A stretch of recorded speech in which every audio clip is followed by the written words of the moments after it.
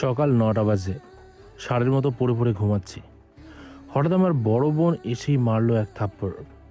ঘুমের মাঝে মুখে আঘাতের কারণে ঘুম ভেঙে গেল।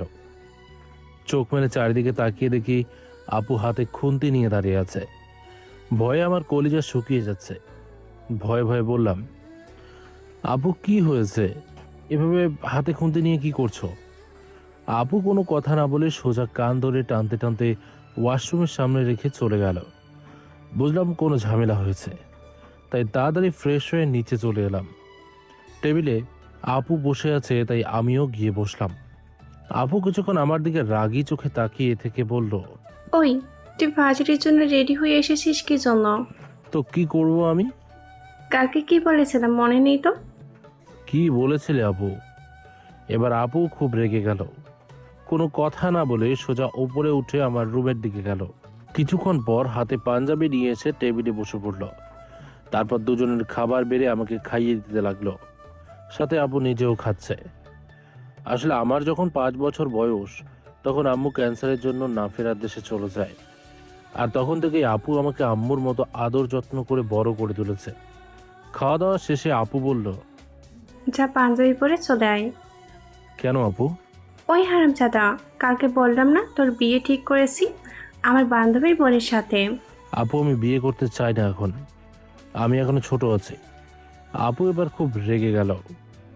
ওই, তুই ছোট আছিস তাহলে সাইমাকে প্রপোজ করেছিলি কি করে? আপু মানে আসলে ওই আর কি। চুপ কর, যা বলছে তাই কর। আচ্ছা বলে ইচ্ছে না থাকা অবস্থায়ও পাঞ্জাবি পরে চলে এলাম। বাহ, তোকে তো বর্বর লাগছে। আপু আমি বিয়ে করব না, প্লিজ বোঝো একটু। আগে তোমার বিয়ে, তারপর। ওই, তোকে বলছি না আমার উপর কথা বলবি না। আচ্ছা সরি। ওকে, চল এখন। বলে আমরা আমার বাইকে করে আপুর বান্ধবীর বাড়ির উদ্দেশ্যে যেতে লাগলাম। চলেন এই সুযোগে আমার পরিচয় দিয়ে নেই। আমি সাকিব, বাবা মায়ের একমাত্র ছেলে। আমরা 2 ভাই বোন। আপু বড়, আমি ছোট। আপু একজন উকিল, আমি অনার্স 2য় বর্ষের ছাত্র। বাবা একজন ডক্টর। আম্মু আমি ছোট থাকতে না ফেরার দেশে চলে যায়। পরে কিছুদিন পর বাবা একটা বিয়ে করে, যার কারণে আপু আমাকে সহ নানা বাড়ি চলে আসে। আর তখন থেকে আব্বুর সাথে কোনো যোগাযোগ নেই। আপু পড়াশোনা শেষ করে জব পাওয়ার 3 মাস পর নানুও না ফেরার দেশে চলে গেলেন। এখন নানুর বাসায় আমরা ভাই বোন থাকি। আর নানুর কোনো ছেলে মেয়ে না থাকায় তাদের সকল কিছু আমাকেও আপুকে দিয়েছিলেন। তো যাই হোক, এখন গল্পে ফিরে আসি। রাস্তায় আপুর সাথে কথা বলতে বলতে তার বান্ধবীর বাসায় পৌঁছে গেলাম। তারপর আপুকে নামিয়ে বাইক পার্ক করে এসে আপু দরজায় কলিং বেল চাপলে কিছুক্ষণ পর একজন বয়স্ক মহিলা এসে দরজা খুলে দিয়ে আমাদের ভিতরে যেতে বলল। তবে একটা জিনিস খেয়াল করলাম, তিনি মনে হলো আমার পা থেকে মাথা পর্যন্ত পর্যবেক্ষণ করলেন। যাই হোক, ওই সব বাদ দিয়ে তিনি আমাদের বসতে বললেন। আমি আপু সহ সোফায় বসলাম। তখনই একজন মধ্যবয়স্ক লোক আসলেন, আর তিনি ঠিক আমার সামনে চেয়ারে বসলেন। আমি তাকে সালাম দিলাম। তিনি সালামের উত্তর দিয়ে একটু কঠোর গলায় জিজ্ঞেস করলেন, নাম কি তোমার? জি, সাকিব আহমেদ। কি করো তুমি? আমি এবার অনার্স 2nd ইয়ারের ছাত্র। জব করো না? না আঙ্কেল। তাহলে তুমি কিভাবে বিয়ের পর সংসার চালাবে? এবার আমি রক্তিম চোখে তার দিকে তাকালাম। আপু হাত দিয়ে ইশারায় শান্ত থাকতে বলল। আমি শান্ত গলায় বললাম, আমি ফ্রিল্যান্সার, সো আশা করি কোনো আলাদা জব আমার করা লাগবে না। ও আচ্ছা, খুব ভালো। তো জনাব, আপনার প্রশ্ন করা হয়েছে? না, এখনো আছে। আমি দুঃখিত, আপনার কোনো জবাব দিতে আমি রাজি না। এই আপু, চলো এখান থেকে, বলে উঠে দাঁড়ালাম। আপু সহ বাসার সকলে আমার দিকে অবাক হয়ে তাকিয়ে আছে। এই কি বলছিস, মেয়ে না দেখেই চলে যাবি? এই বাড়িতে আমি কখনোই বিয়ে করব না। তোমার এই কথা আমি রাখতে পারবো না আবি। বলে আমি বাসার বাইরে চলে আসলাম। ওদিকে বাড়ির ভেতরে আমি বাসার বাইরে আসার পর রিমির বোন আপুকে বলছে, এটা কি হলো সামিয়া? সামিয়া আমার আপুর নাম। আমিও তো কিছুই বুঝলাম না কি হলো। সাকিব হঠাৎ রেগে চলে গেল কেন? রিমির মা বলে উঠলেন, সব দোষ রিমির বাবার। উনি যদি এই সকল প্রশ্ন না করতো তাহলে ছেলেটা রেগে যেত না। আমি এমন কি বললাম যে সাকিব বাবা রেগে যাবে? আমি তো তেমন কিছু বলি নাই। তেমন কিছু বলো নাই? এটা কেমন কথা? হ্যাঁ, পাত্রী দেখতে আসা পাত্রকে কেউ বলে বিয়ের পর সংসার কিভাবে চালাবে, আর সেখানে তুমি তার শ্বশুর হয়ে যদি এই কথা বলো, সে রাখবেই। এটা স্বাভাবিক। আমি মনে করি তোমার কারণেই আজকে আজকে ছেলেটা রেগে গেছে। তার কথা শুনে রিমির বাবা হালকা রাগী হয়ে বললেন, আমার মেয়ের সাথে তার বিয়ে হবে, কিভাবে চলাচল করে, আমার মেয়েকে ভালো রাখতে পারবে কি না, এই সকল খোঁজখবর নেওয়া কি অপরাধ নাকি? যদি তাই হয় তাহলে দরকার নেই এমন ছেলের সাথে আমার মেয়ে বিয়ে দেওয়ার। বলে তিনি উঠে দাঁড়ালেন।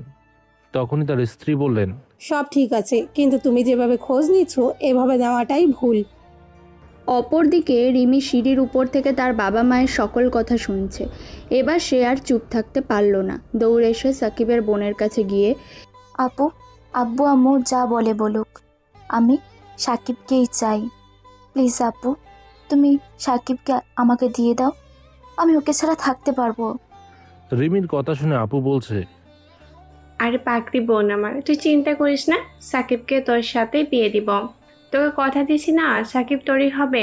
চিন্তা করবি না একটু, মনে করবি তুই তোর আপুর কাছে কিছু চাইছিস। তোর বোন যেমনই তোকে না করতে পারবে না, তেমনি আমিও তোকে না করতে পারবো না। সত্যি তো আপু, না মিথ্যে বলছো? আরে সত্যি বলছি। বলে আপু আবার বলল, আঙ্কেল আন্টি, আমি একটা কথা বলতে চাইছি, যদি আপনারা কিছু মনে না করেন। আগামী শুক্রবার ঘরোয়াভাবে সাকিব আর রিমির বিয়েটা পড়িয়ে রাখতে চাই। পরে সাকিবের রাগ কমলে না হয় বড় করে অনুষ্ঠান করতাম। আলহামদুলিল্লাহ, এটাই ভালো হবে। তবে সাকিব কি রাজি হবে? সেইটা আমি দেখব, আপনারা চিন্তা করেন না। আচ্ছা মা, যেটাই ভালো হয় সেটাই কর। জি আঙ্কেল। আঙ্কেল, তাহলে এখন আমি যাই, সাকিব না হলে রেগে যাবে আরো। নাস্তাটাও করলে না, এটা কেমন দেখায়? আরে সমস্যা নেই, সামনে প্রায় খাবো আপনার বাসায়। এখন আসি আমি, আসসালামু আলাইকুম। বলে আপু চলে আসছে। সাথে রিমির বড় বোন রীতি আপু আসছিল। রিমি তাকে মানা করে নিজে আসলো আপুর সাথে। এদিকে সাকিব একা একা বকবক করছে। এখনো কি করছে আপু ওখানে? কত সময় লাগে আসতে? হ্যাঁ, যেখানে আমি বললাম বিয়ে করব না সেখানে এত কিসের কথা তার? না, আর তো ভাল লাগে না। যাই ডাক দি আপুকে। বলে সাকিব ডাকতে যাবে এমন সময় দেখে তার আপুর সাথে আরেকটা মেয়ে আসছে। সে থেমে গেল। তার আপু আসতেই বলছে, এত সময় লাগে আসতে? তো কি হয়েছে? কিছু না, চলো এখন বাসায়। আরে ভাই দাঁড়া, তো যাচ্ছি একটু পরে, আগে পরিচিত হয়ে নিয়ে এর সাথে। আমি এবার মেয়েটার দিকে ভালো করে খেয়াল করে দেখলাম, আরে একে তো আমি চিনি, আমাদের ক্লাসমেট রিমি। মেয়েটা তো খুব ভদ্র, তাকে চিনলেও কখনো কথা টথা বলি নাই। সে কয়েকদিন কথা বলতে আইছিল, তবে তাকে এড়িয়ে গেছি, কারণ আমার বন্ধুরা এক একটা শয়তান, ছবি তুলে ট্রোল করে বেড়াবে পুরো এলাকায়। যাই হোক, তাকে সালাম দিয়ে বললাম, আমি সাকিব। সে সালামের উত্তর দিয়ে, আমি নুসরাত জাহান রিমি, আপনি রিমি বলে ডাকিয়েন। আচ্ছা ঠিক আছে আবু, চলো, পরিচিত হয়েছি, এখন বাসায় যাওয়া যাক। এই হারামি, এটা তোর হবু বউ, আর হবু বউয়ের সাথে কেউ এভাবে পরিচিত হয়? আপুর কথা শুনে 100 ভোল্টের ইলেকট্রিক শক খেয়ে রিমির দিকে তাকালাম। ও মা, সেমনি সাথে সাথে চোখ টিপে দিয়ে দিল। ব্যাবাচাকা খেয়ে গেলাম। এটা কি হলো? সে আপুর পিছনে দাঁড়িয়ে মিটি মিটি হাসছে। আপু চলো তো এখন এখান থেকে, এই বিয়ে আমি করতাম না। ওই দাঁড়া 1 মিনিট, তোর নাম্বার দিয়ে যা রিমিকে। কি? কখনো না, আমি পারবো না। কি বললি? তুই আবার আমার মুখের উপর কথা বললি? আমি ভয়ে ভয়ে বললাম, নম্বর তোলেন। আমি ফোন নিয়ে আসি নাই। তাহলে থাক, আর নিতে হবে না। ওই নাম্বার নিবি না তার মানে? তাড়াতাড়ি ফোনে লক খুলে ওর কাছে দে, ওর রুম থেকে নাম্বার নিয়ে তোকে দিয়ে যাচ্ছে। এটা অসম্ভব, আমার ফোন কেন তাকে দেবো আমি? কয়দিন পর আপনি আমারই হয়ে যাবেন, তাহলে ফোন দিতে সমস্যা কি? বলে লজ্জা পেয়ে আপুকে চিপকে ধরেছে। ঢং দেখে বাঁচি না, এত লজ্জা পাওয়ার দরকার নেই। আপনার স্বপ্ন স্বপ্নই থেকে যাবে, পূরণ আর হবে না। এবার রিমি একটু মন খারাপ করে আপুর দিকে করুণ দৃষ্টিতে তাকালো। সাথে সাথে আমার ভেতরে কেমন একটা হয়ে যাচ্ছে। আহা, কত সুন্দর টানা টানা চোখ, একবার তাকালে এক যুগ কেটে যাবে। হঠাৎ আপু বলছে, আয় হ্যাবলা, হাঁ করে না তাকিয়ে তাড়াতাড়ি ফোনটা দে তো। আপুর কথায় ঘোর কেটে গেল। লজ্জা পেয়ে এক দৌড়ে বাইকের কাছে গিয়ে বাইক নিয়ে সোজা রাস্তায় এসে দাঁড়ালাম। আপুরাও আসলো আর আপু সোজা আমার কান ধরে একটা টান দিল। ও মা গো, বাবারে বাবা, মরে গেলাম। ছাড় বলছি শয়তানের নানি। ওই তুই কি বললি আমি শয়তানের নানি? সরি আপু, সরি, আর বলবো না কখনো, ছেড়ে দাও প্লিজ। আগে ফোন বের কর, তারপর রিমির কাছে দে। আচ্ছা দিতেছি তো, ছাড়ো আগে। আগে দিবি, তারপর সারাসারি। আপুরে, তুইও তোর ভাইকে পর করে দিলি এই ডাইনির চক্করে, বলে জিভে কামড় দিলাম। ওদিকে রিমি রেগে আগুন। আর কোনো কথা না বলে ফোন বের করে রিমির হাতে দিলাম। সাথে সাথে আপু ছেড়ে দিল। রিমির দিকে তাকাতেই সে একটা 100 কেজি ওজনের ঘুষি দেখালো। বুঝলাম ভবিষ্যতে আমার জন্য এটা রেখে দেওয়া হলো। রিমি ফোন নিয়ে বাসার ভেতরে যেতেই তার বোন তাকে বলছে, কে রে, এতক্ষণ কি করেছিলে বাইরে? আপু সরো তো এখন। এটাই দেখছো সাকিবের ফোন। দুলাভাই আজও তোমাকে তার ফোন দেয় না, আর আমি বিয়ের আগেই বরের ফোন নিয়ে নিই। এটা বলে রিমি নাচতে নাচতে তার রুমে চলে গেল। এদিকে রিমির আপু পাগলি একটা বলে সে বাসার টুকটাক কাজ গুছিয়ে রাখছে। রিমি তার রুমে গিয়ে সাকিবের নাম্বার নিজের ফোনে সেভ করে রেখে সে সাকিবের ফোন ঘাটাঘাটি শুরু করে দিল। গ্যালারি থেকে শুরু করে ফেসবুক, শেষমেশ মেসেঞ্জারেও সাঁড়াশি অভিযান চালালো। কিন্তু দুঃখজনক ব্যাপার যে সে কোনো উল্টোপাল্টা কিছুই পেল না। মেসেঞ্জারে সাকিবের সকল বন্ধুরা আছে, তবে এর মাঝে ফেসবুকে সে 4টা মেয়ে ফ্রেন্ডস পেল, যেটা দেখে রাগে রাগে সকলকেই ব্লক করে দিল। মনে মনে বলছে, এই শয়তান আবার 4টে মেয়েও রেখেছে লিস্টে, আর আমি রিকোয়েস্ট পাঠাইছি সেটাই বুঝতেছে। দাঁড়াও বাবু, তোমার মজা দেখাচ্ছি। এদিকে রিমি ফোন নিয়ে গিয়ে আসার নামের কথা নেই, যার কারণে সাকিব খুব বিরক্ত হয়ে যাচ্ছে। ভয়ে তার আপুকেও কিছু বলছে না। সাকিব বাইক থেকে নেমে, আপু তোর ফোনটা দে তো, কি করবি? দরকার আছে, তাড়াতাড়ি দে। সাকিবের আপু তাকে ফোন দেওয়ার সাথে সাথে সাকিব নিজের ফোনে কল দিল। এই কাকে কল দিচ্ছিস? আজরাইলকে কল দিচ্ছি, কোনো সমস্যা? সাকিব রেগে একাকার হলেও অপরদিকে সাকিবের ফোনে কল আসতেই রিমি রিসিভ করলো। সাকিব সাথে সাথে বলা শুরু করে দিয়েছে, সমস্যা কি? ফোন কি একেবারে নিয়ে নিলেন নাকি? কয় ঘন্টা লাগে নাম্বার নিতে? মনে রাখবেন আপনি এখনও আমার কেউ নন, তাড়াতাড়ি ফোন নিয়ে আসেন। সাকিবের কথায় রিমি বেশ রেগে গেল। পারবো না, আমি ফোন নিয়ে যেতে পারলে নিয়ে যান। আপনি কি নিয়ে আসবেন? না, যাবো না বললাম তো। এক কথা কয়বার বলা লাগে? ধুরবাল। বলে কল কেটে দিয়ে সাকিব তার আপুকে ফোন দিয়ে বাইকে বসে পড়ল। আপু বাসায় যাবি তুই? যাবো তো। তাহলে তাড়াতাড়ি বাইকে ওঠ। ফোন নিবি না? না, লাগবে না আমার, ফকিন্নিরে দান করে দিলাম। এখন কথা না বলে ওঠ তাড়াতাড়ি। আপু দেখলো সাকিব খুব রেগে আছে, তাই কথা না বলে বাইকে বসলো। সাকিবও দ্রুত বাসায় আসতে শুরু করলো, সাথে সারা রাস্তা রিমিকে গালি দিতে দিতে এসছে। বাসায় আপুকে নামিয়ে দিয়ে, আপু তুই ভিতরে যা, আমি আসছি একটু পর। কোথায় চাপি? প্রায় দুপুর হয়ে গেছে এখন। আসছি, একটু তানবীর আর সাব্বিরের সাথে দরকার আছে, ভার্সিটি যাব। ওকে, যা, আর তাড়াতাড়ি আসবি। বলে আপু বাসার ভেতরে চলে গেল আর আমি ভার্সিটির উদ্দেশ্যে। অন্যদিকে রিমি একটু পর বাইরে এসে দেখে সাকিব বা সামিয়া আপু কেউ নেই। আরে আপুরা কোথায় গেলে? সে আশেপাশে দেখলো, কিন্তু কাউকে না পাওয়ায় সে বাসার ভিতরে চলে গেল। তারপর রিমি সামিয়া আপুকে কল দিল। আপু কোথায় তোমরা? বাইরে চলে এসেছি তো। কেন? তোমার ভাইয়ের ফোন নিবা না? সাকিব অনেক রেগে গেছে, সে বলল নেবে না ফোন, তাড়াতাড়ি বাসায় যেতে, তাই চলে আসতাম। কালকে কোর্ট থেকে আসার পথে নিয়ে আসবো আমি। আচ্ছা আপু।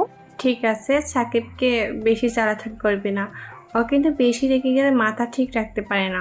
সেটাই দেখা যাবে আপু, আমি তো রাগাবই, পরে যা হবে তা হবে। ভালো কথা, পরে সমস্যা হলে যেন বলবি না। আপুই তোমার ভাইকে পৌঁছাও। আচ্ছা বলবো না। এখন তাহলে রাখি, বাই আপু, love you. Bye. Rimi call কেটে দিয়ে একা একা একটু নেচে নিল। তারপর সে যে পাত্রী সেজেছিল সেই সকল কিছু বদলিয়ে নর্মাল ড্রেস পরে তার আম্মুর কাছে গেল। এদিকে আমি এক বলদ, সোজা ভার্সিটি ক্যাম্পাসে এসে তানবীরদের জন্য অপেক্ষা করছি। ক্লাস শেষ হতে এখনো 15 মিনিট বাকি আছে, তাই ভাবলাম ক্যান্টিন থেকে এক কাপ কফি খেয়ে আসি। চলে গেলাম ক্যান্টিনে। কফির অর্ডার দিয়ে চেয়ারে বসে আছি। ভাবলাম পকেট থেকে ফোন বের করে চিপাচিপি শুরু করে দিই। পকেটে হাত দিতেই মনে পড়লো, যা শালা, ফোন তো পকেট নিয়ে দিয়ে আইছি, নিজেরে একাই গালি দিচ্ছি। কোন দুঃখে যে রাগ দেখাতে গেলাম। এর মাঝে একজন এসে কফি দিয়ে গেল। সব কিছু বাদ দিয়ে কফি খেতে শুরু করলাম।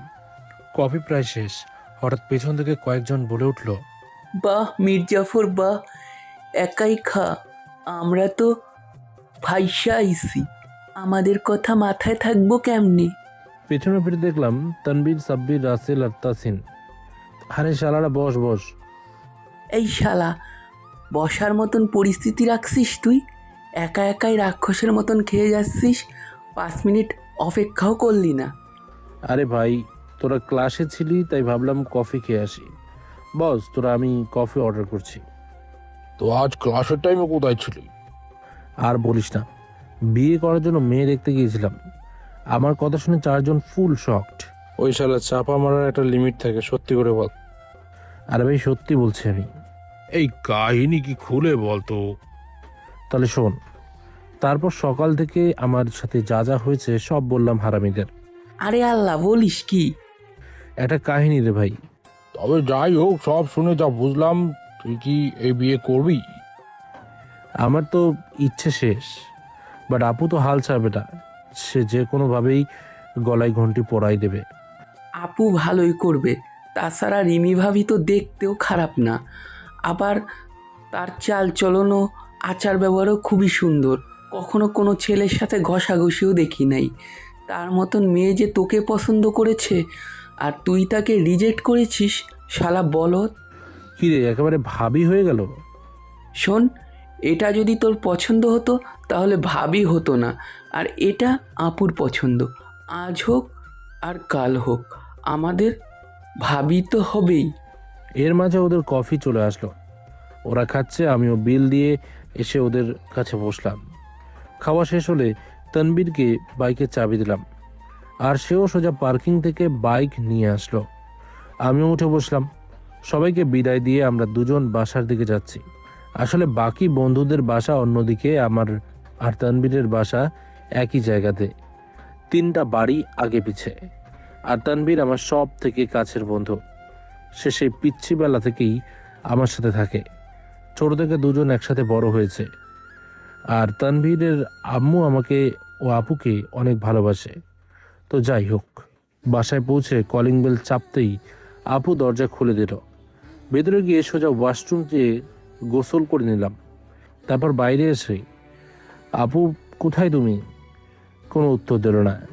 আবার ডাকলাম, আপি ও আপি, কই তুমি? এবারেও উত্তর দিল না। আপুর আবার কি হলো? এক দৌড়ে আপুর রুমে এসে দেখি সে মন খারাপ করে বসে আছে। আপু কি হয়েছে তোমার? কোনো কথা বলছো না। আবার বললাম, আপু মন খারাপ করে রাখছো কেন? এবারও কথা বলছে না। এদিকে আপুর এই ব্যবহারে আমার চোখে পানি চলে এসেছে। আপু কিছু তো বলবি, কি হলো তোর? কথা তো বল। কান্না করে দিয়ে বললাম। এবারেও একদম চুপ করে থাকলে? এবার আমি আপুর থেকে এসে কিচেন থেকে ভাত নিয়ে আপুর কাছে গিয়ে, আপু আমি তোকে খাইয়ে দিই। খাবো না আমি, তোর কাছে তোর খাওয়া তুই খা। আপু বলে অন্যদিকে তাকিয়ে থাকলো। আপুর থেকে এমন কথা শুনে এক মুহূর্তের জন্য নিজেকে ছন্নছাড়া মনে হলো। চোখ দিয়ে একাই পানি পড়ছে। হঠাৎ কি হলো? আপুর এমন করছে কেন? আস্তে করে আপুর হাত ধরে বলছি, আপু আমার কোনো ভুল হলে থাকলে বল, আমি সব ঠিক করে নেব। তারপরেও এমন করিস না। তুই ছাড়া আমার আর কে আছে বল? আম্মাকে তো ছোটতেই হারিয়েছি, বাবা থাকতেও নেই। এখন তুই যদি এমন করিস, আমি কিভাবে বাঁচবো বল? ছোট থেকে বাবা মায়ের ভালোবাসা পাইনি। তুই আমার বাবা মায়ের অভাব বুঝতে দিস নেই।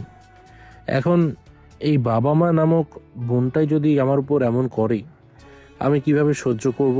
বলতে বলতে হাউমাউ করে কেঁদে দিয়েছি। আমার কথা শুনে আপুও কান্না করছে। সে আমাকে জড়িয়ে ধরে বলছে, ভাই তুই মনে করিস না, আমি কখনো তোকে অবহেলা করব না। আমি একটু রেগে আছি তোর উপর, তাই এমন করছি ভাই। তুই কান্না করিস না। তাহলে আগে প্রমিস করো এমন কখনোই করবে না। আচ্ছা প্রমিস, তবে আমার একটা শর্ত আছে। যদি না রাখিস আমি চিরতরে হারিয়ে যাব। না আপু, আমি সব কিছুতেই রাজি, শুধু তুমি থাকলেই হবে। বলো কি করলে তুমি খুশি হবা? আমার শর্ত হচ্ছে আগামী শুক্রবার তুই নিজের ইচ্ছা মতো রিমিকে বিয়ে করবি। আপুর কথা শুনে আমার মাথা প্রচণ্ড গরম হয়ে গেল। রাগে রুমের দেয়ালে সজোরে একটা ঘুষি মারলাম। সাথে সাথে হাত ছিলে বেয়ে রক্ত পড়তে শুরু করলো। সেদিকে খেয়াল না করে বলতে শুরু করলাম, পারবো না আমি ওই পরিবারে বিয়ে করতে।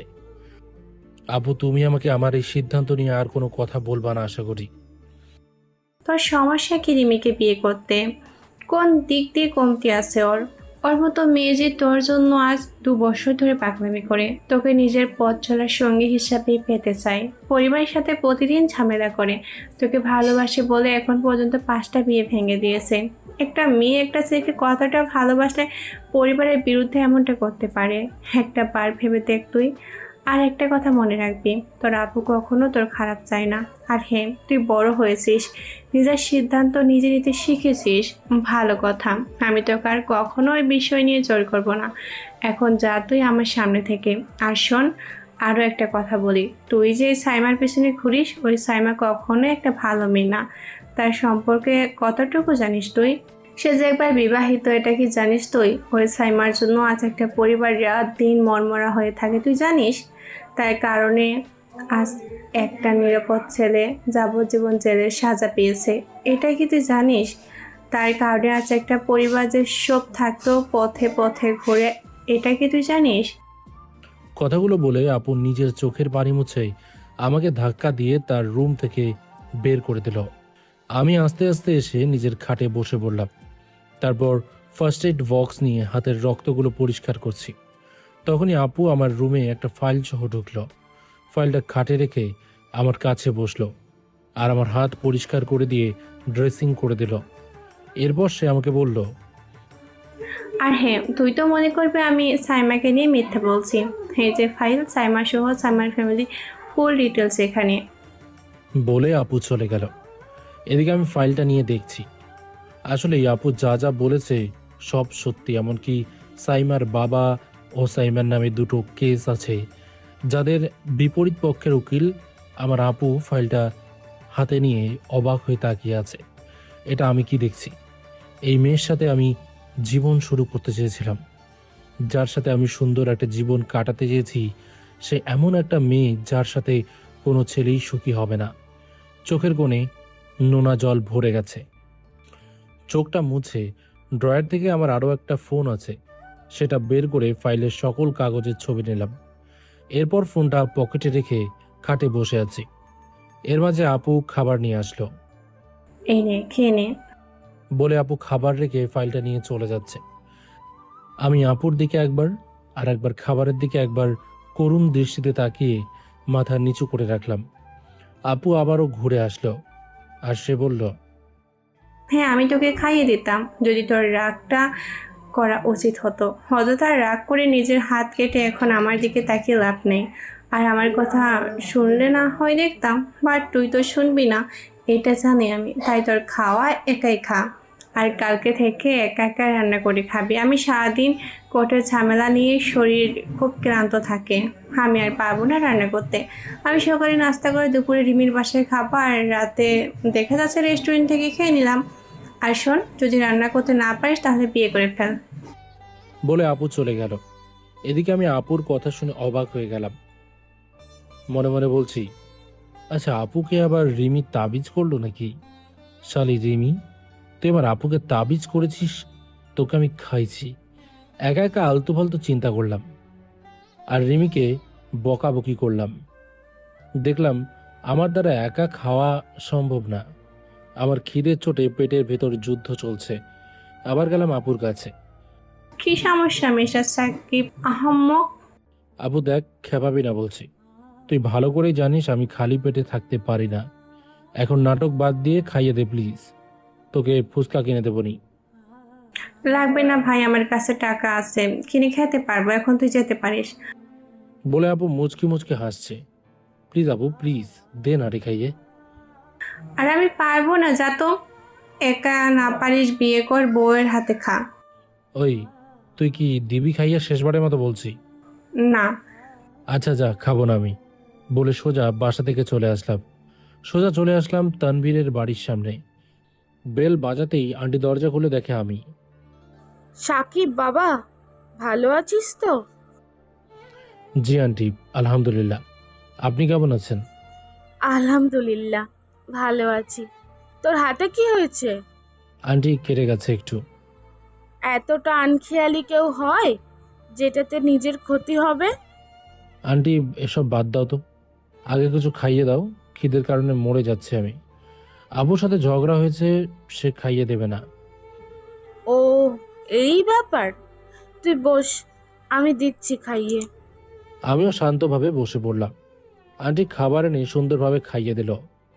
আমিও খেয়ে আন্টিকে একটু প্রশংসা করে দিলাম। তারপর সোজা তানবীরের রুমে এসে দেখি শালা শুয়ে শুয়ে ফ্রি ফায়ার খেলছে। ওই শালা, খেলা বন্ধ কর। এই সময়ে আমাকে দেখে সে বেশ অবাক।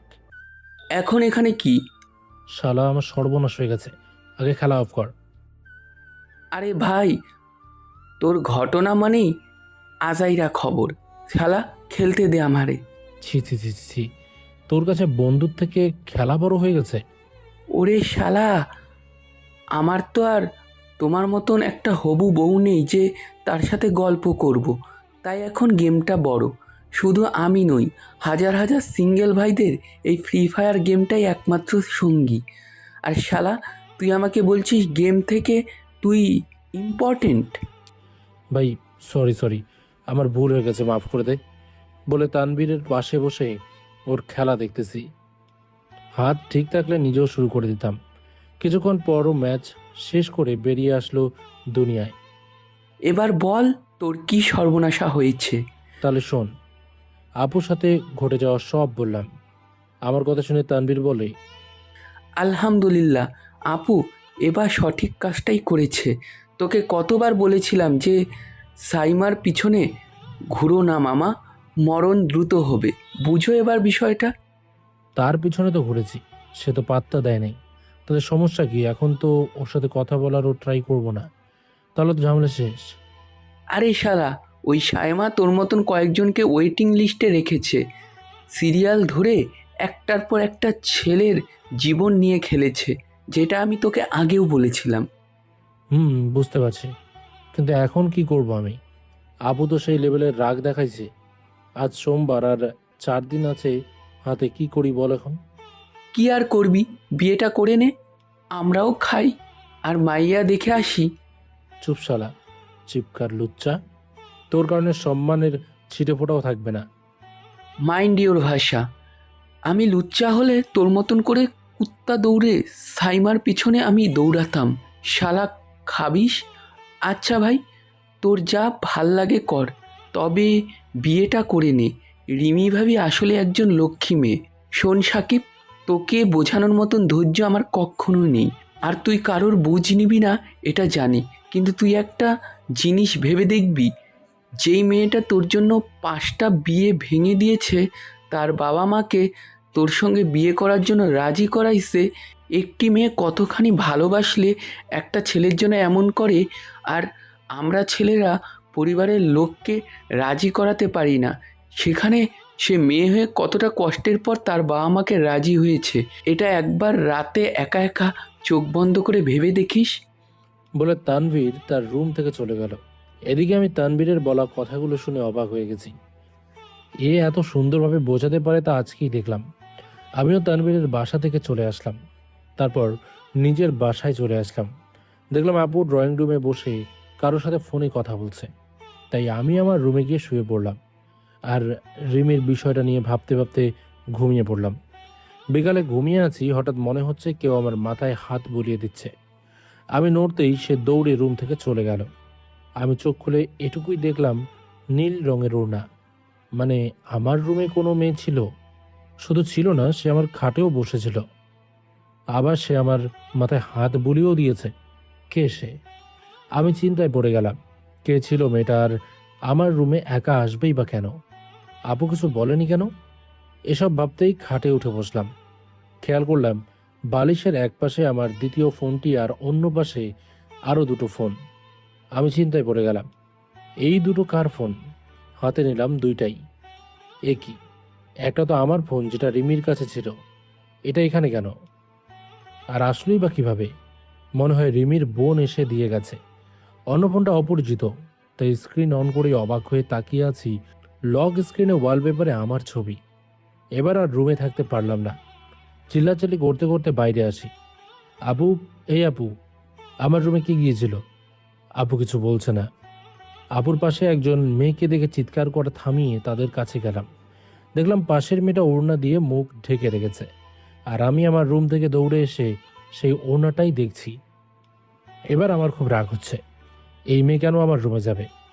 তবুও মেহমান দেখে চুপ থেকে গেলাম। আপু, উনিকে? মেয়েটার দিকে ইশারা করে। আপু কিছু বলল না। আবারও বললাম, আর এই ফোনটা ঘাড়, বলে ফোনটা দেখানোর সাথে সাথে মেয়েটা ঝট করে আমার থেকে ফোনটা কেড়ে নিয়ে ভয়ে ভয়ে আবুর হাত ধরে আছে। আমি মেয়েটাকে বললাম, এই মেয়ে, কে তুমি? আর আমার রুমে কি? সে কোনো কথা বলছে না। আবার বললাম, কথা বলেন, কে আপনি আর আমার রুমে কেন ছিলেন? এবার আপু বলল, ওই মেহমানকে সম্মান করতে শিখাইছি তোকে ছোট থেকে, তুই কিন্তু রীতিমতো এটা অসম্মান করছিস। সরি আপনাকে। এবার বলেন, কে আপনি আর এই বাসায় কি? আপনার ফোনে আমার ছবি কেন ওয়ালপেপার করে রেখেছেন? ওই চুপ কর আর আমাদের জন্য ফুচকা নিয়ে আয় মোড় থেকে। আমার উত্তর নিয়ে তারপর যাব আমি, তখন সব কথা শুনবো তোমার। উত্তর চাই তাই তো? আচ্ছা, দিব উত্তর। আপনি আপনার রুমে যান, 2 মিনিট পরে আপনার উত্তর যাচ্ছে। ওরে বাবারে, এটা থেকে রেগে গেছে। আমি ভাবলাম এখানে প্যাচাল না পেরে রুম থেকে একেবারে ফ্রেশ হয়ে নিই। আমি রুমে গিয়ে ওয়াশরুমে গেলাম। ফ্রেশ হয়ে বেরিয়ে দেখি সেই মেয়েটা পিছন দিকে ঘুরে আছে, আর সে ওড়না মাজায় পেঁচিয়ে আছে। মানে মনে হচ্ছে সে যুদ্ধের প্রস্তুতি নিয়ে এসেছে। এই মেয়ে এখানে কি? আর এই গেট আপ কেন? মনে হচ্ছে আপনি আমাকে মারতে আইছেন। আমার কথা বলাও শেষ, মেয়েটি ঝড়ের গতিতে আমার দিকে ঘুরেই সাথে সাথে আমার গলা চেপে ধরেছে। এ কি, এ তো রিমি! তাহলে আমি রিমিকে বকাবকি করে আসলাম। এবার আমি একটু ভয় পেয়ে গেলাম। এদিকে গলা চেপে রেখেছে, যার জন্য শ্বাস আটকে যাচ্ছে। আরে আপনি এখানে, আর গলা ছাড়ুন, আমার শ্বাস আটকে আসছে।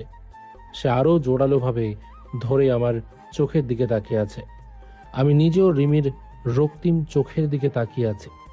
হঠাৎ রিমি আমার গলা ছেড়ে দিল, আর আমার শার্ট আর কলার ধরে টানতে টানতে খাটে বসিয়ে দিয়ে সে আমার সামনে দাঁড়িয়ে আছে। আমি কিছু বলার মতো সাহস না পেয়ে মাথা নিচু করে আছি। এবার রিমি আমার চুল টেনে ধরে মাথা নিচু করে দিয়ে পিঠে ইচ্ছে মতো কিল ঘুষি মারছে। আরে কি হলো, আপনার এমন আচরণ করছেন কেন? আমার অনেক কিছু হয়েছে, আর সকল কিছুর সমাধান হচ্ছিস তুই। তোকে আমি পাগলের মতো ভালোবাসি, আর তুই আমার ভালোবাসাকে গ্রহণ করছিস না। বিপরীতে তুই ওই সাইমাকে ভালোবাসিস। তুই জানিস তোকে ভালোবাসি বলে কত ছেলেকে রিজেক্ট করেছি, কতগুলো বিয়ে ভেঙে দিয়েছি শুধু তোর কারণে। আমার বাবা আমাকে কত বকাবকি করেছে, আম্মুর কাছে কত মার খেয়েছি। তোর কারণে 3টে মাস ঘরবন্দি হয়ে কাটিয়েছি, জানিস সব কিছু। এক নাগারে কথাগুলো বলে কান্না করতে করতে ফ্লোরে বসে পড়ল। এদিকে তার কথা শুনে আমি অবাক হয়ে গেছি। সে যে আমাকে ভালোবাসে, সে আমার জন্য এত কিছু করেছে যেটা আমি জানিই না। আমি জগ থেকে 1 কাপ পানি এনে দিলাম তাকে, সে ছুঁড়ে ফেলে দিল। আর আপনি এমন করে কান্না করেন না, আর পানি এভাবে ফেলতে হয় না, খাবেন না রেখে দিবেন, বুঝেছেন? বলে আমি কাপটা তুলে রেখে দিলাম। ভাগ্য ভালো প্লাস্টিকের কাপ ছিল, না হলে খণ্ড খণ্ড হয়ে যেত। এবার সে আবার আমার দিকে তাকালো। কিছুক্ষণ তাকিয়ে থেকে আবার কান্না শুরু করলো। আমি ওর পাশে গিয়ে বসলাম, ভয়ে ভয়ে ওর ডান হাত ধরলাম। এ কি, ও কান্না অফ করে দিয়েছে! এবার রিমি আমাকে জড়িয়ে ধরে হাউমাউ করে কান্না শুরু করে দিল।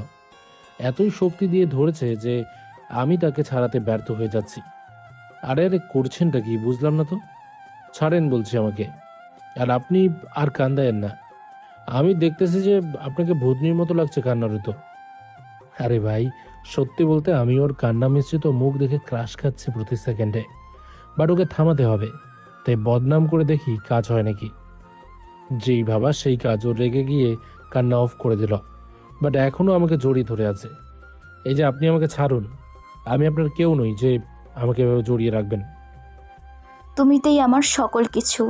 আমি তোমার কিছু না হলেও তুমি আমার পুরো পৃথিবী, যেটাকে আমি আমার একান্ত নিজের করে রাখতে চাই সারাটা জীবন। একতরফা ভালোবাসেন কেন আমাকে? কখনো কি বলেছেন আমাকে, সাকিব আমি তোমাকে ভালোবাসি? সম্ভব নয় আপনাকে বিয়ে করা। রিমি আবারও রেগে আগুন। এবারও আমাকে ছেড়ে দিয়ে নিজের ফোন বের করে কি জানি করলো, এবার ফোনটা আমাকে দিয়ে। এই যে দেখ, তোকে 1 বছর 9 মাস আগে রিকোয়েস্ট পাঠাইছি, যেটা আজও অ্যাকসেপ্ট করিসনি। এই যে দেখ, হাজার হাজার মেসেজ রিকোয়েস্ট, যেটা কখনো পড়ে দেখিসনি। এসব বাদ দিলাম, ভার্সিটিতে কতদিন তোর সামনে গিয়েছি, কথা বলতে চাইছি, তুই আমাকে কিছু বলার মতো সুযোগ দিস নাই। সব সময় ইগো দেখিয়ে এড়িয়ে গেছিস। তোকে ভালোবাসি এইটুকু বলার মতো কোনো সময় তুই আমাকে দিস নাই। এত ইগো কেন তোর বল? তোকে আমি এতটাই ভালোবেসেছি যে তুই নিজেও জানিস না তোকে ভালোবেসে আমি কতটা কষ্ট সহ্য করছি শুধু তোর জন্য। আজ আমার বাবা আমার সাথে কথা বলে না। ওর কথা শুনে এবার নিজেকে অনেক ছোট মনে হচ্ছে। আসলেই তো মেয়েটা আমাকে অনেক ভালোবাসে, কিন্তু আমি তো আজকেই ওর সাথে ভালোভাবে পরিচয়, তাই কয়েকদিন আমি আমার মতো করে তৈরি করে নেব ওকে। ওই কথা বল, কিছু বলছিস না কেন?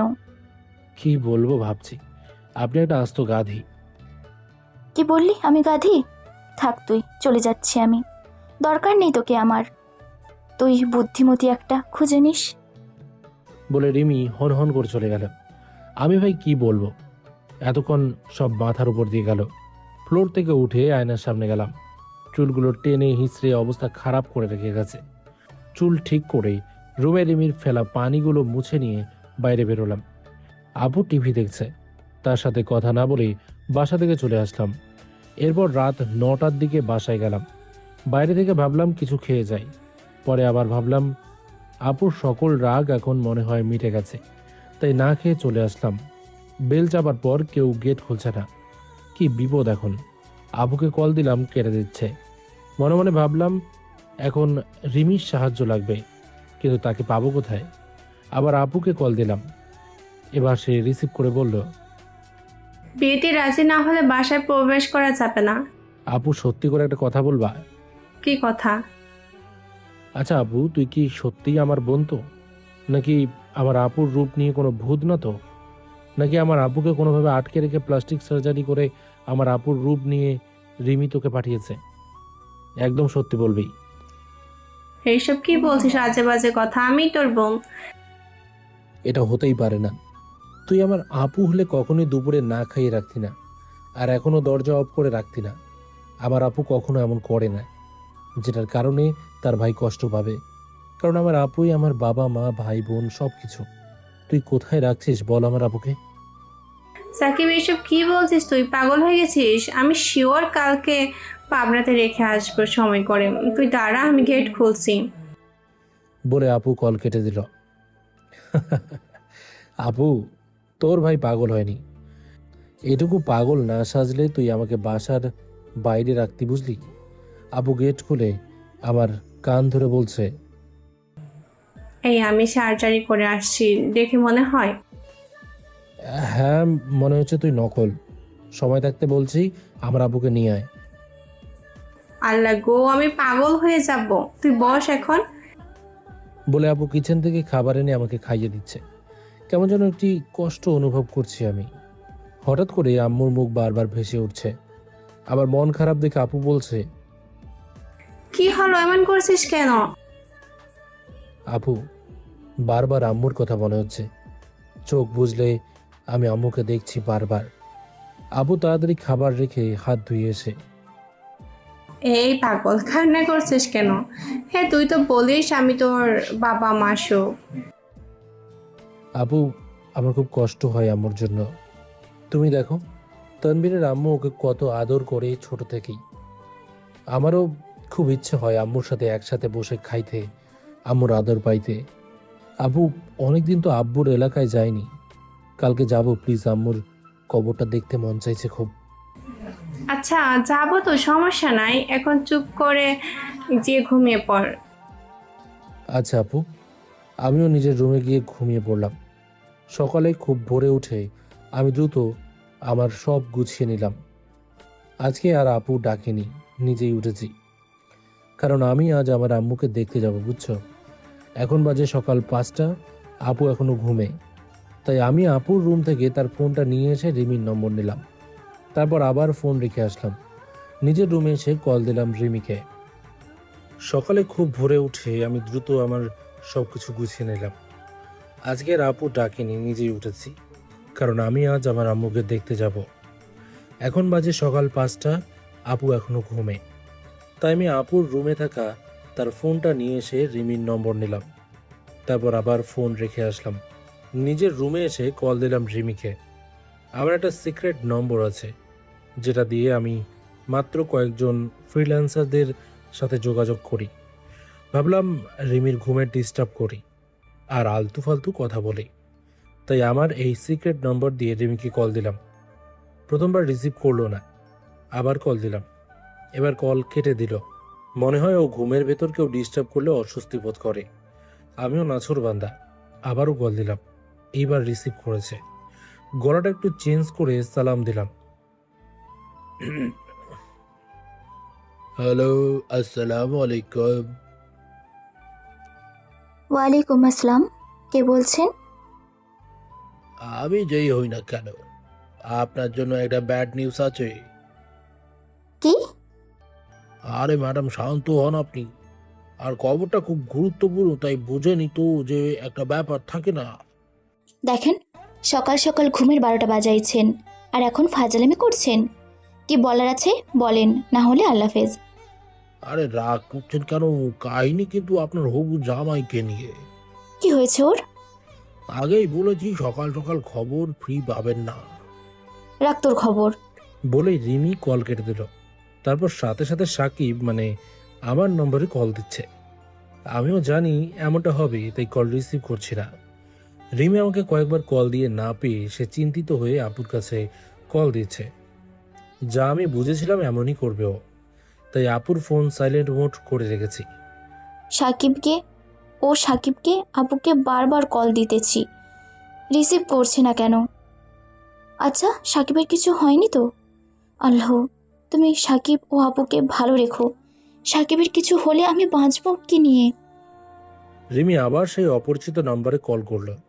আমিও দ্রুত রিসিভ করে বললাম, কি হলো, আপনি কল দিলেন কেন? ভাইয়া, আপনি যা চাইবেন তাই দিব, শুধু বলেন সাকিবের কি হয়েছে। সাকিব ঠিক আছে তো? আরে মাথা ঠান্ডা রাখো, আর এত উত্তেজিত হয়েন না সকালেই, ঠিক আছে?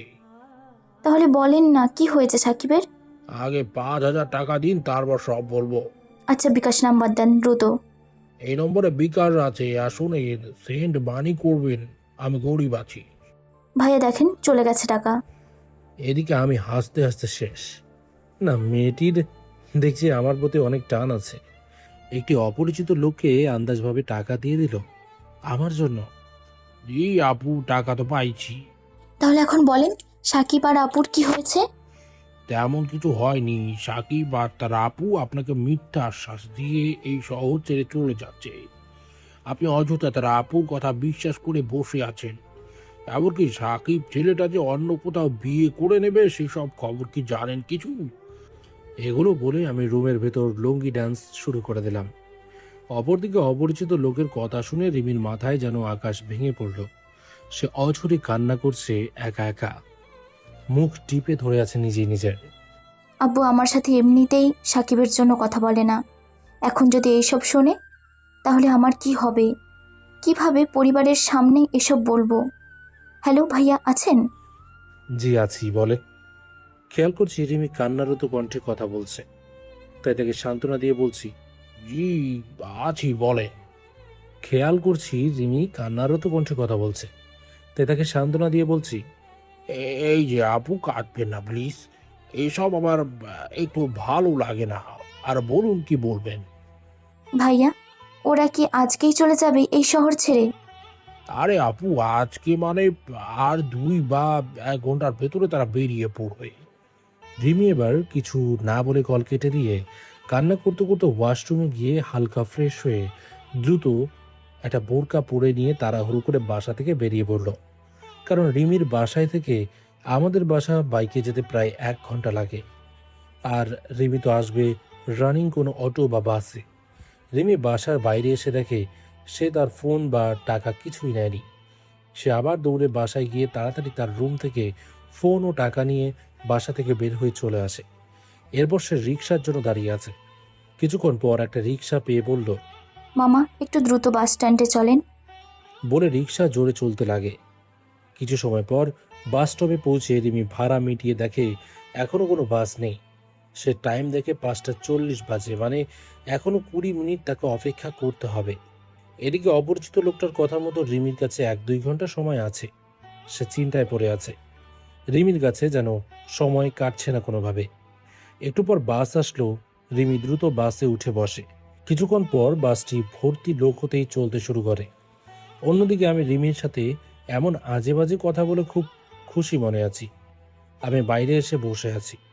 একটু পর আপু উঠে আসলো ঘুম থেকে। আপু, যাবা কখন? এই তো আমি রেডি হয়ে আছি। আচ্ছা যাও। আপু চলে গেল রেডি হতে। আমি আবার ভাবছি আমি কি রিমির সাথে বেশি করে ফেললাম। মেয়েটি তখনই কান্না করে ফেলছিল এই সব শুনে। আচ্ছা, ও আবার নিজের কোনো ক্ষতি করবে না তো? এসব ভেবেই আমার মনে অশান্তির সৃষ্টি হয়ে গেল। না, রিমিকে ফোন দিয়ে সব বলে দিই যে আমি ওর সাথে ফান করেছি। যেই ভাবা সেই কাজ। রিমিকে কল দিলাম, বাট সে রিসিভ করছে না। কয়েকবার ফোন দিয়ে রিমি রিসিভ করছে না। আমার মনে অশান্তি বেড়ে গেল। আমার এই সাময়িক আনন্দের জন্য রিমি নিজের কোনো ক্ষতি করেনি তো? এদিকে রিমির যে ফোন বাজছে সেদিকে কোনো খেয়ালই নেই। ওর পাশের সিটের এক মহিলা বললেন, এই যে মেয়ে, তোমার কল আসতেছে, ধরো না কেন? মহিলার কথায় রিমির ভাবনা কাটে। সে দেখে আমার নম্বর থেকে কল, তাই রাগে ক্ষোভে ফোন অফ করে রেখে দিল। এদিকে আমার ভেতরে অস্থিরতা বেড়েই চলেছে। আমি আবার আপুর রুমে গিয়ে বললাম, আপু, তোর ফোনে রিমি আপুর নাম্বার আছে কি? হ্যাঁ আছে তো, কেন? কথা না বলে তাড়াতাড়ি করে বের কর। রিমি মনে হয় ভালো নেই, এমনকি নিজের কিছু করে ফেলেছে কিনা এটাও জানি না। কি বলছিস? এইসব কেন হবে? এই নে নাম্বার। আমি সাথে সাথে আপুর ফোন দিয়ে রীতি আপুকে কল দিলাম। সে কল ধরে বলছে, সামিয়া এত সকালে কি মনে করে? আপু, আমি সাকিব বলছি। আপনি একটু তাড়াতাড়ি রিমির রুমে গিয়ে দেখেন না রিমি ঠিক আছে কিনা। ও সাকিব, আমি তো শ্বশুর বাড়ি চলে আসছি। ও আচ্ছা, বলে কল কেটে দিলাম আর চুপ হয়ে আছি। আর কি হয়েছে রিমির? আমিও আপুকে সবকিছু বললাম যে এইসব করেছি সকাল সকাল রিমির সাথে। আপু আমার কথা শেষ হতেই কষে একটা থাপ্পড় মারলো আমাকে। সি, তোকে আমি সকল শিক্ষা দিয়ে বড় করেছি, সরে যা আমার সামনে থেকে। আমি আর কথা না বলে চলে আসলাম। আর আপু থাপ্পড় দেওয়ায় কোনো কষ্ট পাইনি, কারণ আমি ভুল করেছি। আমিও নিজের রুমে বসে আছি। এমন সময় আপু এসে বলছে, এখানে বসে থেকে কি করছিস? হ্যাঁ, রিমির কিছু হলে তোকে আমি দেখে নিব। আর তাড়াতাড়ি চল আমার সাথে রিমির বাড়ি। আমিও উঠে আপুর পিছনে যাচ্ছি। আপু আবার বলল, টেনে মারবো একচর। যা, তোর জামা কাপড় বেগে নিয়ে আয়। আমি এবার চুপচাপ নিজের রুমে আছি। আম্মুর কবর দেখতে যাওয়ার জন্য গুছিয়ে রাখা জামা কাপড় নিয়ে নিলাম। আপু দেখলাম গাড়ির কাছে দাঁড়িয়ে আছে। অবশ্য গাড়িটা আপুর নিজের। সে টুকটাক করে গুছিয়ে গাড়িটা কিনেছে। আমিও গিয়ে গাড়ির ড্রাইভিং সিটে বসে পড়লাম। আপু উঠে পড়ল। আমি গাড়ি বের করা মাত্র রাস্তায় বের হয়েছি। এমন সময় দেখলাম রাস্তার মাঝে একটি বোরকা পরা মেয়ে একদম স্টিল দাঁড়িয়ে আছে। তাকে বারবার সরে যেতে বলা সত্ত্বেও সে রাস্তার মাঝেই দাঁড়িয়ে। এবার গাড়ি থেকে নেমেছি, মনে হয় কানই শোনে না, তাই কাছে গিয়ে বলি সরে যেতে। আমিও তার কাছে মাত্র গিয়েছি, এমনি সে আমার পা জড়িয়ে ধরে রাস্তায় বসে পড়েছে। আরে এ করছেনটা কি? পা ছাড়েন আমার। এটা কি করছেন আপনি? না, ছাড়বো না আমি। তোমাকে ছেড়ে দিয়ে আমি বাঁচতে পারবো না কলিজা। বড্ড বেশি ভালোবাসি তোমায়। দয়া করে আমাকে রেখে চলে যেও না। আমি তোমাকে ছাড়া একটা মুহূর্ত থাকতে পারবো না। প্লিজ, তুমি আমাকে একা করে দূরে সরে যেও না। কণ্ঠ শুনে বুঝে ফেললাম এটা রিমি। ওরে আল্লাহ, পাগলি এখানে চলে এসেছে। কি বলবো, আমি ভাষা হারিয়ে গেছে। এদিকে একদিক থেকে চিন্তাও কেটে গেল যে রিমি নিজের কোনো ক্ষতি করেনি। এদিকে এইসব দেখে আপুও গাড়ি থেকে নেমে আসলো। আপু এসে আমার আর রিমির কাহিনী দেখে রিমিকে তুলতে গেল, বাট রিমির এক কথা, তোমরা আমাকে রেখে চলে যাবা, আমি ছাড়বো না। আর আমি ছেড়ে দিব? তাহলে আগে তোমার ভাইকে বলো আজকের ভিতরে যেন আমাকে বিয়ে করে। কি বিপদে পড়লাম রে ভাই, সকাল সকাল এই তার ছেঁড়াকে খাপাইয়া। অন্যদিকে তানবীর বাসা থেকে বেরিয়ে দেখে আমি, আপু ও একটি মেয়ে রাস্তায় এমন কারসাজি করে বসে আছি। সেও চলে আসলো আমাদের কাছে। এই সকাল সকাল কি হচ্ছে এখানে? আর এই মেয়েটাই বা তোর পা ধরে বসে আছে কেন? শালা এটাই রিমি। ওহ, আরে ভাবি, এমন করে বসে আছো কেন রাস্তার মাঝে? আপনার বন্ধুকে বলেন সে যেন বিয়ে করে নেয় আমাকে আজকেই। আরে ভাবি, বিয়েটা কি ছেলে খেলা? আর এইভাবে বিয়ে করলে সম্মান থাকবে ওই সাকিবের পরিবারে? পরিবারের সম্মান ধুয়ে আমি কি পানি খাবো? আমার এক চিলতেও সম্মান নেই এই ছেলেকে ভালোবেসে পর্যন্ত। যে বাবা আমাকে রানীর মতো করে রাখতো, সেই বাবা আজ আমার সাথে কথা বলে না। আমাকে খাবারের টেবিলে দেখলে খাবার না খেয়ে চলে যায়। শুধু এর জন্য আমি এক অবহেলিত মেয়ে হয়ে গেছি। আর ভালো যখন এই ছেলেকে বেসেছি, তখন আজ হোক বা কাল হোক বিয়ে আমি একেই করব। তাই আমি এখনই যাচ্ছি বিয়ে করতে। আর জানেন আপনি, আপনার বন্ধু যে আজকে এই শহর ছেড়ে চলে যাচ্ছে, সে আমাকে বিয়ে করতে চায় না বলে অন্য কোথাও চলে যাবে। এই সাকিব, ভাবি যা বলছে তা সত্যি? না, একটিও মিথ্যা বলবি না। সত্যি না হলে এখন কোথায় যাচ্ছিস তোরা দুজন? আরে ভাই, আমি ও আপু মিলে আমার বাবার এলাকাতে যাচ্ছি। সেখানেই আম্মুর কবর আছে। তার জন্য ভাবলাম কালকে রাতে, অনেক বছর যাইনি, আজ গিয়ে কবর জিয়ারত করে ওইখানে শুক্রবার পর্যন্ত থেকে শুক্রবারে মসজিদে আম্মুর জন্য দোয়ার অনুষ্ঠান করব। তারপর শনিবার আমরা আবার চলে আসব। ও আচ্ছা, বুঝেছি। তাহলে আমাকে যে কলে একজন বলল তুমি আর আপু এই শহর ছেড়ে চলে যাচ্ছ আর আমার সাথে চিট করছো।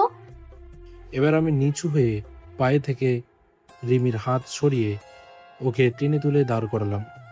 এরপর গাড়ি থেকে টিস্যু এনে চোখ মুখ মুছে দিলাম। কান্না করে মুখের নকশা বদলে ফেলেছে একদম। শান্ত হয়ে একটু আসেন আমার সাথে, রিমিকে বললাম। এরপর ওকে একপাশে দাঁড় করিয়ে আমি গাড়িটা বাসায় ভেতরে রেখে আসলাম। আবার ওদের কাছে এসে আবুকে আর তানবীরকে বাসায় চলে যেতে বললাম। তারাও চলে গেল। এবার আমি রিমিকে বলছি, চলো আমার সাথে। কোথায় যাব আমি?